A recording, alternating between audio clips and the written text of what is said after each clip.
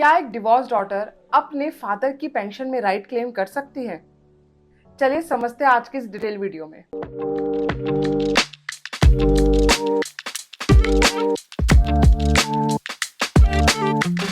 Hey everyone, this is C Neha Gupta. Welcome you all on this channel. I hope आप सब लोग fit होंगे, अच्छे से अपना काम कर रहे होंगे। मैं आ गई हूँ एक और इंटरेस्टिंग वीडियो के साथ, बट हमेशा की तरह एक छोटी सी रिक्वेस्ट, प्लीज चैनल को सब्सक्राइब कर देना एंड बेल नोटिफिकेशन को भी प्रेस कर देना, जिससे कि आपको नोटिफिकेशन मिलता रहे और हमें मोटिवेशन मिलता रहे और काम करने। जैसे कि मैंने आपसे पूछा, क्या एक डिवोर्स डॉटर अपने फादर की पेंशन में राइट क्लेम कर सकती है? उससे पहले हम लोग समझते हैं कि इंडिया में हो क्या रहा है, क्यों इन चीज़ों की बातें अब ज़्यादा हो रही है।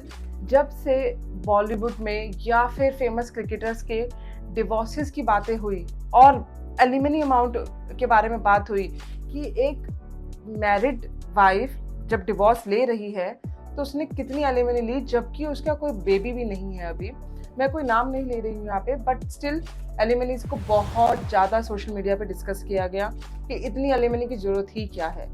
और यहाँ तक बोला गया कि कुछ फीमेल्स तो शायद शादी इसलिए कर रही हैं ताकि उनको बहुत अच्छी एलिमनी अमाउंट मिल जाए कुछ साल में। सोशल मीडिया पे ये तक बातें करी गई, फीमेल के लिए एक वेल्थ क्रिएशन का एक तरीका बन गया है कि शादी करो, 2 साल बाद डिवोर्स ले लो, बहुत अच्छी वेल्थ हो जाएगी। अगर आपके पास वेल्थ नहीं है तो कहीं ना कहीं डिसरिस्पेक्ट भी हो सकता है, बट हो सकता है सच्चाई भी हो। इसके बारे में कोई कमेंट नहीं करना चाहती, बट इन चीजों की वजह से अब पेंशन के ऊपर भी बातें उठ रही है कि कौन कितनी पेंशन क्लेम कर सकता है या कर सकती है। देखिए, सबसे पहले एक बेसिक रूल समझ लीजिए। पेंशन का बेसिक रूल ये है कि मेरी पोस्ट रिटायरमेंट के बाद, या लेट्स से अगर कोई male member of the family है, उसकी पोस्ट रिटायरमेंट के बाद उसे जो भी पेंशन मिलेगी उसकी फैमिली का भी उसमें राइट होगा। तो उसकी वाइफ हो गई, उसके बच्चे हो गए अनमैरिड। बट अब सबसे पहला पॉइंट हम यहाँ पे ये समझते हैं कि लेट्स से उस हस्बैंड की या male member of the family की डेथ हो जाती है जिसकी पेंशन आ रही है, तो सबसे पहला राइट किसका होगा उस पेंशन पे? उसकी वाइफ का। अब प्रॉब्लम ये आ रही है, विमेन को एम्पावरमेंट देने के लिए ये भी अलाउ कर दिया गया कि अगर वो विडो लेडी किसी और से शादी करती है और उसकी अदर सोर्सेज से जो इनकम है वो उसकी family pension, basic family pension को मीट नहीं कर पाती है, तो वो राइट रखती है कि अपने डिग्रीज हस्बैंड का फैमिली पेंशन शेयर ले सकती है। ये किस लिए किया गया? अभी से हम अगर कुछ साल पहले, बल्कि मैं बोलूँगी बहुत साल पहले की बात करें, तो एक सती प्रथा होती थी। हस्बैंड की डेथ के साथ साथ वाइफ को भी डेथ को एक्सेप्ट कर लिया जाता था।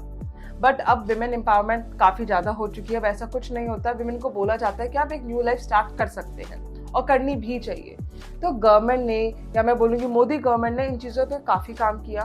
उन्होंने इस चीज़ को और बढ़ावा दिया कि अगर एक विडो लेडी रीमैरिज करना चाहती है तो वो कर सकती है, बजाय इसके वो ये सोचे कि मेरी पेंशन चली जाएगी और अगर मैं रीमैरिज करती हूँ तो वो बंदा ऑलरेडी, क्योंकि एक एज के बाद ही पेंशन आती है 60 प्लस के बाद, तो हो सकता है सेकंड पर्सन की भी इतने पैसे ना हो, तो इस चक्कर में सोच के शादी ही नहीं करती है। तो इसलिए गवर्नमेंट ने इस चीज को बढ़ावा दिया कि एक विमेन न्यू लाइफ पाने का बिल्कुल हक रखती है।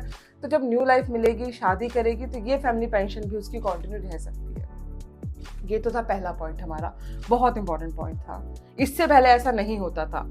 इससे पहले का रूल ये था, एक बारी विमेन ने, यानी कि डिकीज्ड हस्बैंड की वाइफ ने, विडो ने शादी कर ली, रीमैरिज कर ली, तो ये पेंशन का राइट वहीं खत्म हो जाता था। बट अब ऐसा नहीं है। This is the first reform we are talking about. Second, एक डिवोर्स डॉटर क्या अपने फादर की पेंशन या फैमिली पेंशन क्लेम कर सकती है?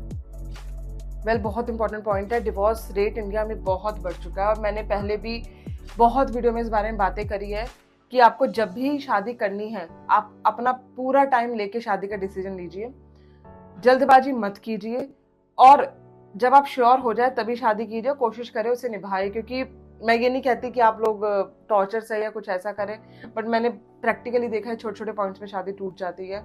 और सबसे ज़्यादा दुख उन बच्चों के लिए होता है जो उस फैमिलीज में होते हैं कि वो बिल्कुल अकेले पड़ जाते हैं। इट मीन्स या तो उन्हें मदर का प्यार मिलेगा या फिर फादर का प्यार मिलेगा। मैं कोई कमेंट नहीं करूँ, सबका पर्सनल डिसीजन हो सकता है। ये डिवोर्स रेट इंडिया में काफ़ी बढ़ चुके हैं। अब डिवोर्स रेट बढ़ने की वजह से फैमिली पेंशन का पॉइंट भी उठ रहा है। आप इस चीज को समझिए, अगर एक डिवोर्स डॉटर फैमिली पेंशन लेना चाहती है तो अभी तक का क्या रूल था, उसको कोर्ट केस करना होगा और वेट करना होगा जब तक कोर्ट से उसे जजमेंट नहीं मिल जाती, तब तक वो फैमिली पेंशन नहीं ले पाती थी। बट अब से ये कर दिया गया कि अगर डिवोर्स केस तब फाइल हो गया या फिर सेपरेशन केस तब फाइल हो गया जब उस लड़की के पेरेंट्स जिंदा थे, तो उसका पूरा राइट रहेगा अपने फादर की पेंशन में या फिर फैमिली पेंशन। तो that is a very important point.